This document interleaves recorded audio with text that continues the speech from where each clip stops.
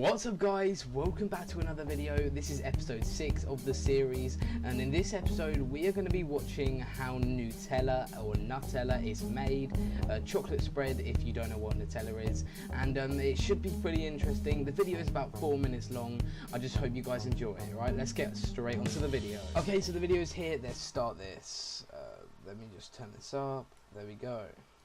We all know chocolate is delicious. Yes, it is. Chocolate is so nice. I could bathe in chocolate if I could. But whoever came up with the idea of spreading chocolate onto bread was a genius. But how do you get... That is true. That is very true. Cocoa beans and hazelnuts to stay on your toast. To make this popular nutty chocolate spread, first we need cocoa. The raw beans grow on trees in countries like the Ivory Coast, where workers have to toil in extreme temperatures to harvest them. They're spread out to dry in the tropical sun, and after 10 days, they're perfect. They're then bagged up and transported round the world to places like this chocolate spread factory here in Europe.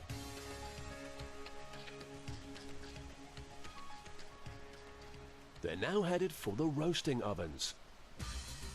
The beans are almost 50% cocoa butter, and roasting reduces them to a liquid paste. However, this butter solidifies at room temperature and you'd never be able to spread it on your toast, so it needs to be removed. Oh, right. To do this, the paste is sent to these enormous presses which squeeze every last drop of butter out. The liquid butter is sent on to be used in other products, but what emerges from the machine is a chocolate lover's idea of heaven. Right, here we go. Each disc weighs 7 kilos. They look like big blocks of makeup, but in fact they are pure compressed cocoa. Oh, look at that. They're sent off to be crushed, ready to be added to the mixing bowl. That is nice. That is nice. Next come hazelnuts, and plenty of them.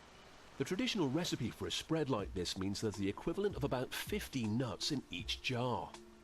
Before they're allowed in, the quality controller uses his special guillotine to chop a sample in half. Worms can get into the nuts or they can go off, and that would ruin the spread. Yeah, definitely.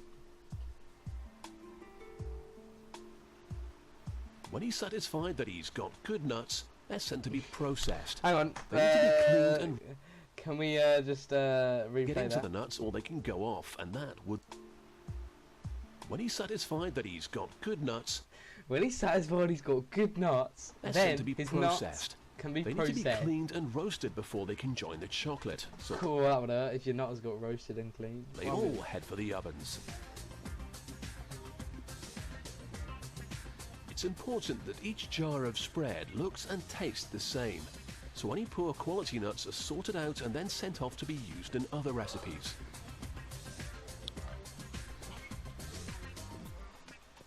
A computer-controlled blast of air flicks out the bad nuts, leaving only the best behind. They're joined by the pure cocoa powder, sugar, vanilla and skimmed milk in an enormous tank. That looks so nice. Here they're mixed into the smooth paste that so many people love. The factory has now got enormous tanks of spread, but to get it to your table, they also need jars. Using recycled glass, these enormous furnaces produce tons of containers every day. That's awesome. Chocolate spread is so popular that worldwide sales of the brand leader outsell all brands of peanut butter put together. Yeah, the furnaces have a lot of work to do to keep up with demand. Once it's ready, the molten glass is then sent to a machine which wouldn't seem out of place in a Hollywood sci-fi movie. This is the jar maker. Oh.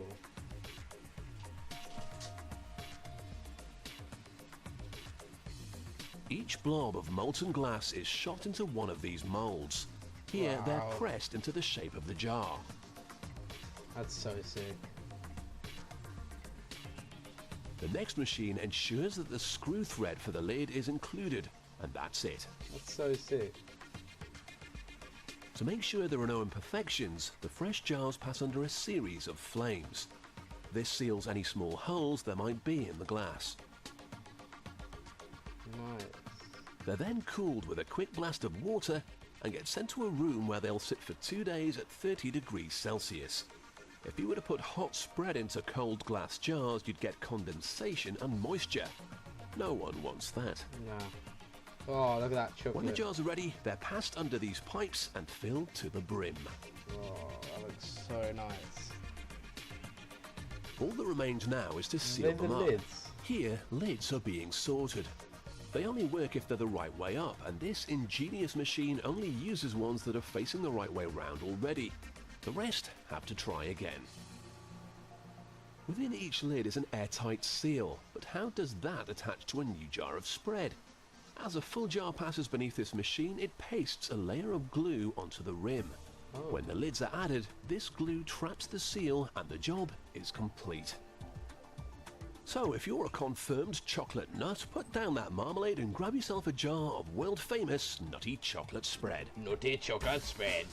Well, that was a great video. So there we have it. That's how Nutella is made, or chocolate spread. If you did enjoy the video, please subscribe, and also click that like button just down to that side there. Subscribe is just over there. Press the bell notification button, that's also down there.